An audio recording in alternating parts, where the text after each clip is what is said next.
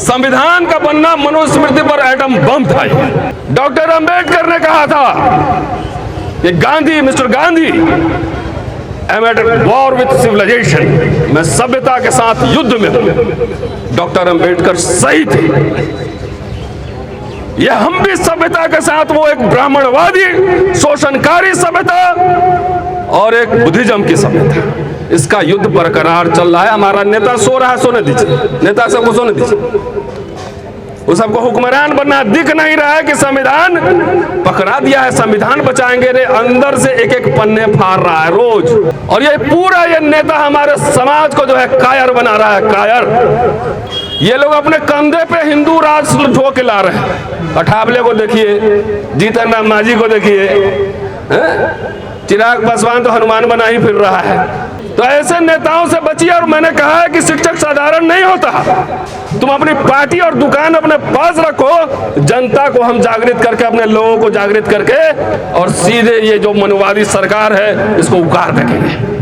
लड़ाई, अभी लड़ाई, प्रमोशन क्या है, प्रमोशन क्या है? रियाद नहीं, 5 साल बाद ले लेंगे, टक्कर लेके लेंगे। शायद लग रहा होगा कि संविधान नहीं बदला जाएगा, लेकिन मैं आपको साबित कर सकता हूं कि ऑलरेडी मनुस्मृति किस्तों में लागू हो रहा है।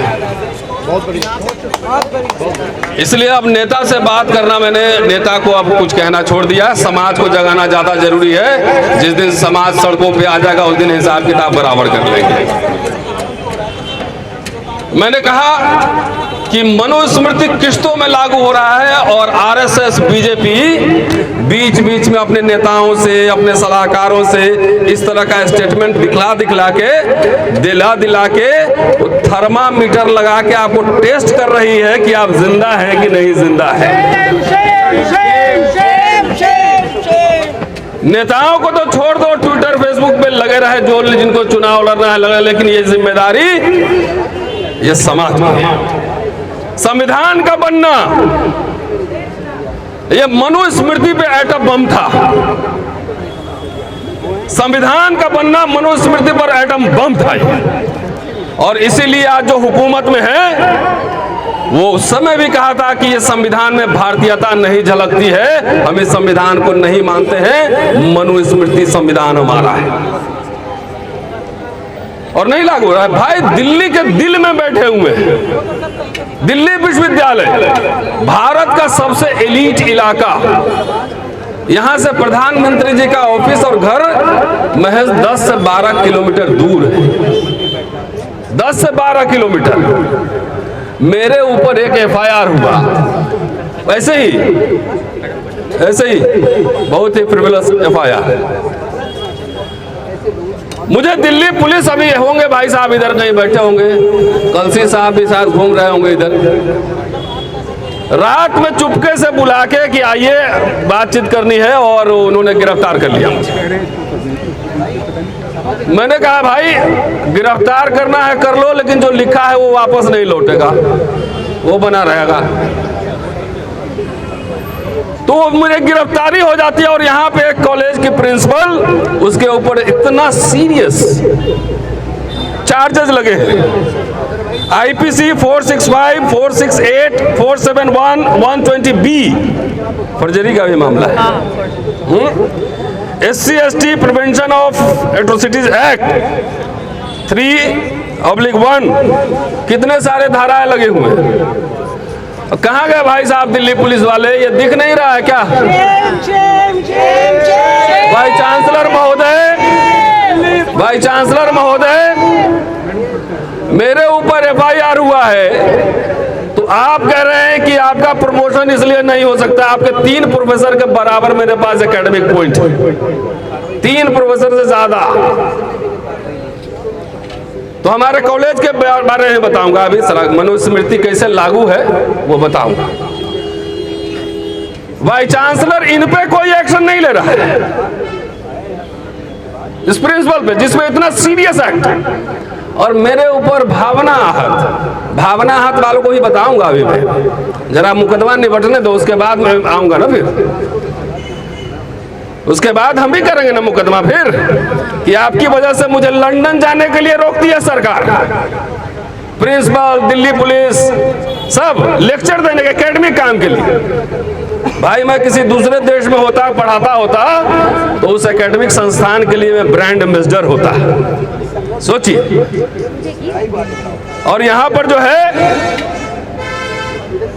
इतने सीरियस चार्जेस के बाद यह गिरफ्तारी नहीं हो रही है। ऑलरेडी प्रिंसिपल कुर्सी पर बैठी हुई है। ये मनुस्मृति नहीं है तो क्या है ये बताओ? ये वर्ण व्यवस्था नहीं है तो क्या है? Show me your cast, I will show you the rules. Show me your face, I will show you the rules. ये क्या है? डॉक्टर अंबेडकर जब गांधी से मिले थे पूना पैक्ट के दौरान, डॉक्टर अंबेडकर ने कहा था कि Gandhi, mister Gandhi, I am at war with civilisation, मैं सभ्यता के साथ युद्ध में हूं। डॉक्टर अंबेडकर सही थे। यह हम भी सभ्यता के साथ, वो एक ब्राह्मणवादी शोषणकारी सभ्यता और एक बुद्धिज्म की सभ्यता, इसका युद्ध बरकरार चल रहा है। हमारा नेता सो रहा है, सोने दीजिए। नेता सबको सोने दीजिए। वो सबको हुक्मरान बनना दिख नहीं रहा है कि संविधान पकड़ा दिया है। संविधान बचाएंगे रे, अंदर से एक एक पन्ने फाड़ रहा है, रोज एक एक फाड़ रहा है। भानु प्रताप जी बताएंगे क्या संवैधानिक संस्थाएं काम कर रही है? प्रॉपर हो रहा है? देख सब सामने है। ईडी, सीबीआई, एक बीजेपी का डिटर्जेंट पाउडर बना है कि उधर जाता है, धो देता है, साफ हो जाता है। विरोधी पर जो है एफआईआर करो, उस पर जेल भेजो, और अपने लोग को जो है ना मरहम लगा के, शैम्पू करा के, फेशियल करवा के रखो। ये मनुस्मृति नहीं है तो और क्या है? हमारे कुछ नेता लोग कहते हैं कि आंदोलन नहीं करो, आंदोलन करोगे तो एफआईआर हो जाएगा, एफआईआर हो जाएगा तो तुम्हारी सरकारी नौकरी नहीं मिलेगी। अरे हुजूर, जरा तो ये तो बताओ कि सरकारी नौकरी है किधर? किधर है नौकरी? और ये पूरा ये नेता हमारे समाज को जो है कायर बना रहा है, कायर बना रहा है। बाबा साहब आंदोलन नहीं किए, इतिहास पढ़ लो। सोने की थाली में चम्मच मिलेगा, चांदी का तो ये सब थोड़ी पता लगे। महाड़ आंदोलन नहीं हुआ था क्या? पानी पीने के लिए हमले नहीं हुए थे क्या? लोग उसमें पीटे गए थे कि नहीं पीटे गए थे? मुकदमा हुआ था कि नहीं हुआ था? पढ़ लो अंबेडकर को। कालाराम टेम्पल आंदोलन हुआ था कि नहीं हुआ था? हमले हुए थे कि नहीं हुए थे दलितों पर? 1947 में फिर पूना सत्याग्रह हुआ था कि नहीं हुआ था? लखनऊ में सत्याग्रही सब जेल भेजे गए थे, दलित लोग जेल भेजे गए थे। तो धीरे धीरे आपको हम अपने नेताओं से सवाल पूछेंगे कि डॉक्टर रीतू का सवाल संसद में क्यों नहीं चर्चा का विषय बना? एक टीचर, क्या नाम है, जम्मू यूनिवर्सिटी का एक टीचर था, चंद्रशेखर, सुसाइड कर लिया। बहुत सारे में मुझे बात फोन आते रहते हैं। यहाँ भी बहुत कायर लोग दब के रहते हैं। किसी को अपना भाई लगवाना है, किसी को फूफी लगवाना है, किसी को बहन लगवाना है नौकरी में। गुलामी यहाँ भी कर रहे हैं। लेकिन मिशन जो है आंदोलन, कुछ बहादुर लोग ही चला सकते हैं, कायर लोग नहीं चला सकते। आप क्या समझ रहे हैं कि अगर मुझे दबा दिया आपने? अरे बताओ, शर्म करो, शर्म करो। कुल 10-10 किताबें मेरी प्रकाशित है, कुंजी नहीं है, रिसर्च बुक, 14 रिसर्च आर्टिकल, 70 से ज्यादा, तकरीबन 100 लेक्चर्स होंगे different universities in across the country. तुम्हारे 3 प्रोफेसर के बराबर मेरे एकेडमिक पॉइंट्स हैं। सबसे पहला एप्लीकेशन है 26 अक्टूबर 2020 का, और प्रिंसिपल जो है अभी जुलाई में कहती है, चिट्ठी लिखती है कि आपका प्रमोशन नहीं हो सकता क्योंकि आपके ऊपर एफआईआर। अरे पहले बोल देते, सुप्रीम कोर्ट के कई जजमेंट दिखा देते तुम्हें, हाई कोर्ट के, कि एफआईआर चार्जशीट भी हो तब भी प्रमोशन से उसका कोई रिश्ता नहीं है। चार्जशीट भी हो जाए तो भी कोई रिश्ता नहीं है। तो आप क्या समझ रहे हैं कि हम लोग शिक्षक हैं? हुजूर वाइस चांसलर साहब, प्रिंसिपल महोदया, ये जान ले कि शिक्षक साधारण नहीं होता है।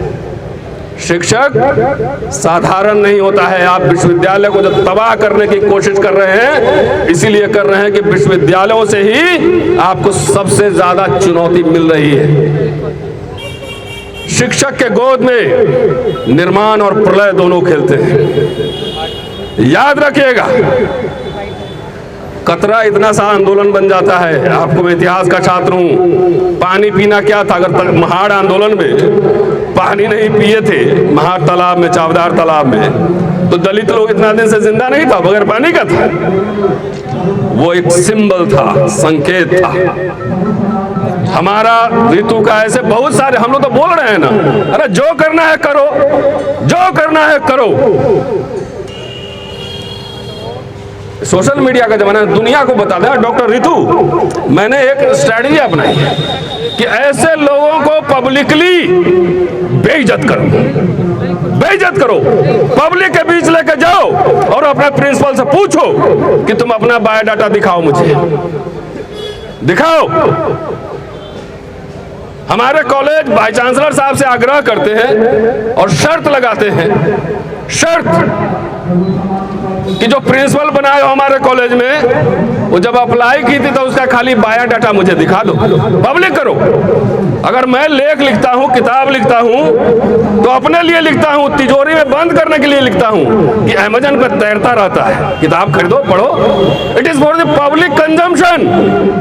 और भारत का इतना बड़ा कॉलेज, उसके प्रिंसिपल क्या लिखी है, कितने पॉइंट्स है, कुछ पता नहीं है। हाई कोर्ट में मैंने केस डाला हुआ है, आरटीआई कमिश्नर तक मैनेज कर लेता है, जवाब नहीं दिया। तो कौन से किताब लिखे, कौन से आर्टिकल लिखे, या हिंदू कॉलेज? तो नहीं, हम बताएंगे नहीं, हम तिजोरी में बंद करके रखेंगे। भाई पब्लिक इंस्टीट्यूशन में काम कर रहे हो, टैक्स पेयर के पैसे से सैलरी मिल रही है और सब जगह ट्रांसपेरेंसी है। सारे सबको चेक करो। वाइस चांसलर साहब, मैं दावे के साथ कह रहा हूं कि ऐसे लोग जेल में मिलेंगे, सब फर्जरी किया हुआ है, सब फ्रॉड है। कुंजी लिख लिख के एक एक कुंजी जो है 5-5 लोग लिख के और उसका पूरा का पूरा नंबर लगा हुआ, जेल जाएगा, जेल जाएगा ऐसे लोग।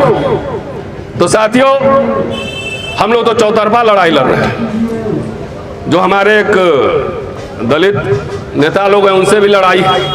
ये लोग अपने कंधे पे हिंदू राज ढो के ला रहे हैं। अठावले को देखिए, जीतन राम मांझी को देखिए, चिराग पासवान तो हनुमान बना ही फिर रहा है ना। जात जात के पार्टी बना रहा है, तो किसको फायदा क्या मिलेगा? Everybody knows that. एक बच्चा भी बता देगा। तो ऐसे नेताओं से बचिए। और मैंने कहा है कि शिक्षक साधारण नहीं होता। तुम अपनी पार्टी और दुकान अपने पास रखो, जनता को हम जागृत करके, अपने लोगों को जागृत करके, और सीधे ये जो मनवादी सरकार है इसको उखाड़ देंगे। लड़ाई, अभी लड़ाई, प्रमोशन क्या है? प्रमोशन क्या है? रियाज नहीं, 5 साल बाद ले लेंगे, टक्कर लेके लेंगे। प्रमोशन क्या है? इसको नौकरी से हटा दिया तो जिंदा है कि नहीं है? ये जिंदा है ना, और खूबसूरत होती जा रही है। तो डरने का नहीं, लड़ने का। दिनकर की एक पंक्तियां सुना रहा हूं। मैं कह रहा हूं कि दिल्ली यूनिवर्सिटी को तरीके से डिसमेंटल, इनको दिक्कत किस चीज से है? डॉक्टर अंबेडकर ने लिखा है कि एक हिंदू से, हिंदू मतलब सवर्ण हिंदू से पूछो कि एक अस्पृश्य अच्छा कपड़ा पहनता है तो आपको क्या दिक्कत है? वो अच्छा खाना खाता है तो आपको क्या समस्या है? उसका प्रमोशन होता है, आपको क्या दिक्कत है? अच्छा घर बनवाता है, आपको क्या दिक्कत है? अच्छे कपड़े पहनता है तो क्या दिक्कत है? अपने बच्चे का अच्छा नामकरण करता है तो आपको क्या समस्या है? तो अगर जीवन में सुधार हो रहा है अस्पृश्यों तो आपको क्या समस्या है? तो बोलेगा वो आदमी कि जिसको आप सुधार कह रहे हैं वो हमारे धर्म के खिलाफ विद्रोह है, उनको समस्या मेरे से नहीं है। अगर मैं जाकर मालिक जी हजूर करूं, फटे कपड़े पहनूं, टूटे बर्तन में खाऊं, जूठा खाऊं, तो उनको तृप्ति मिलती है, तृप्त। उनको लगता है कि शूद्रों को ऐसा ही होना चाहिए, अछूतों को। लेकिन समय बदल गया भैया, ब्रांडेड एरो का शर्ट हम भी पहनते हैं, लिवाइस और ली का जींस पहनते हैं, और मेरे से ज्यादा महंगे कपड़े नहीं पहनते हमारे इधर। और आके देख लीजिए सरकारी घर में कितने पैसा खर्चा करके हवेली बना के रहते हैं हम उधर। तो आंख में चुभता है, लाइट हमारा ऑन, आंख में टक से चुभ जाता है उधर। तो चुभाने के लिए ये सब काम करना है, चुभाने के लिए। तो ये जो सरकार है, आरएसएस, और सारे जगह यहाँ पे जो है किसके लोग भर्ती किए जा रहे हैं। अब तो है कि show me your party, I will show you the rules. Party कौन है? तो शिक्षक का काम क्रिटिक करना है। हम भक्त नहीं, अंधभक्त नहीं। कल मैंने एक आंकड़ा पेश किया था, मंत्री जी बोलेंगे। स्कूल जो है लाखों बंद हो रहे हैं, नौकरियां खत्म हो रही है। डाइवर्सिटी में प्रोग्राम था, गौतम साहब भी थे, हम हमारे नेता जो है ना कह रहे हैं कि जब संसद में पूरा कब्जा हो जाएगा तो सब जो है एक साथ मिलेगा, होलसेल में मिलेगा। अरे सीख लो भाई, बाबा साहब से सीख लो। बाबा साहब बगैर हुक्मरान बने, डायलॉग करके, संवाद करके, प्रेशर बिल्डअप करके, आर्गुमेंट करके, मेमोरेंडम देके ये सारे अधिकार दिए, तो आप लोग, हम लोग सब कोट पैंट पहन के घूम रहे हैं। और ये जो है ये सरकार और इसके सब प्रतिनिधि बैठे हुए हैं कॉलेज यूनिवर्सिटीज में, ये आपका कोट पैंट उतार के खाली टाई छोड़ेगा। तो ये हमारे नेताओं को नहीं दिख रहा है, इसलिए समय आ गया है, बहुत समय आमने सामने है। कौन क्या बनेगा देख लेंगे। पहले अब लड़ाई हमारी व्यक्तिगत रही नहीं गई है। तो मैं समझता हूं कि ऋतु और हमारे जैसा केस ये घटना नहीं, संकेत है। मैं तो एलीट की तरह रहता हूं, वही उनको दिक्कत का कारण है। तो सोचो देश में क्या जो सीधी में जो पेशाब किया सर पे, वो एरोगेंस कहां से आ रहा है। मूंछ रखने पे मार रहा है, वो एरोगेंस कहां से आ रहा है। पहले भी कोई, अभी इंजीनियर साहब कह रहे थे कि पहले भी सरकारें थे थोड़ा सा सहानुभूति होती थी, भाई बहुत एट्रोसिटीज हुआ है तो रिजर्वेशन दे दो, मरहम लगा दो। ये तो सरकार और सरकार के पीछे जो इनको 100 संगठन है, 100, और हमारे दलित लोग भी उसके पीछे, मालिक मालिक पूछे मुझे दो। अगर सिर्फ एमएलए एमपी बनने से समस्या का समाधान हो गया होता तो 131 तो पार्लियामेंट में है ही, तो वो सब नौकरी पे है। इसलिए समाज ये अपील कर रहा हूं कि आप जब रोस्टर का आंदोलन हम लोग कर रहे थे तो आरजेडी के member of parliament Jaiprakash Yadav मिले एक दिन शरद जी के घर पे। उन्होंने कहा कि आप लोगों ने क्या कर दिया। उसमें राजेंद्र पाल गौतम साहब, मैं, अनिल जयहिंद साहब, बहुत सारे लोग थे उस आंदोलन में। लेकिन आप लोगों ने क्या कर दिया है कि अपने कॉन्स्टिट्यूएंसी में मैं गया था, 17 साल का लड़का हमसे सवाल पूछ रहा है कि रोस्टर पे आपने कुछ बोला कि नहीं बोला। वो लड़का रोस्टर के बारे में जानता भी नहीं होगा, लेकिन वो सवाल कर रहा था। मतलब समझे, जब नेता आपके पास जाए तो ये सवाल जरूर पूछना, ये मत देखना कि हमारे जात का है और हमारे पार्टी का है। ये सवाल जरूर पूछना कि दलितों पर हमले हो रहे थे, उस समय तुम बोले कि नहीं बोले दिखाओ, ये जरूर पूछना। क्योंकि ये सब टेकन फॉर ग्रांटेड लिया हुआ है, सब ये गुलाम सब है हमारे। हम गुलाम को इंसान बनाना चाहते हैं। बाबा साहब ने इंसान बनाया था, बाबा साहब ने इंसान बनाया था। मनुस्मृति का खत्मा होना संविधान के साथ ये एक संकेत था नए युग का, लेकिन हमारे लीडरशिप जो मिला था वो भी खोते जा रहे हैं, उसको भी नहीं बचा पाए। कोई डायलॉग नहीं, कोई संवाद नहीं, कोई कुछ नहीं, नथिंग। कोई डेलीगेशन मिलता है, स्कॉलरशिप खत्म हो चुका है, सब कुछ खत्म हो चुका है। आपके सरकारी स्कूल बंद हो गए, सरकारी स्कूल बंद हो गए, और तब भी जो है हमारे नेताओं की चुप्पी है। आपके बच्चे 15 साल इंतजार कीजिए, 15 साल बाद आपके बच्चे अनपढ़ होंगे। इसलिए ऐसी सरकार को यह चुनौती है, यह हमारे समाज के लिए चुनौती है, सबके लिए। उसको उखाड़ कर फेंको, इससे डरना नहीं है, इससे लड़ना है। और जो लोग, मैं अपने लोगों के बारे में कह रहा हूं, दिनकर की पंक्तियों के साथ मैं खत्म करूंगा कि समर शेष है नहीं पाप का भागी केवल व्याग, समर शेष है नहीं पाप का भागी केवल व्याग, जो तटस्थ है समय लिखेगा उसका भी इतिहास।